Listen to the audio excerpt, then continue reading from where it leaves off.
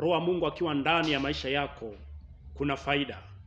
Tukiangalia kitabu cha Danieli sura ya 6 mstari wa 1 hadi wa 3, tuona habari ya mfalme Dario aliweza kuweka maliwali, yani viongozi 120 katika ufalme wake. Lakini katika wale maliwali akaweka watatu kuwa wakubwa. Na katika wale watatu, wale viongozi, akaweka Danieli kuwa mkubwa wao. Kwa sababu Danieli Roho wa Mungu alikuwa ndani yake.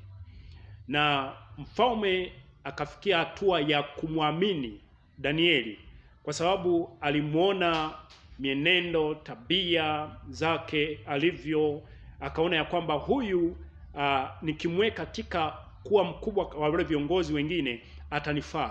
Kwa hiyo ndugu yangu, Roho wa Mungu akiwa ndani ya maisha yako utaaminiwa kama vile Danieli alivyoaminiwa. Utaaminiwa katika shughuli unazofanya, pengine umeajiriwa katika shughuli hizo, utaaminiwa. Utaaminiwa katika ndoa yako, mtaaminiana. Wakati mwingine baba na mama au mke na mume hawaaminiani kwa sababu mmoja wapo Roho wa Mungu hayumo ndani ya maisha yake.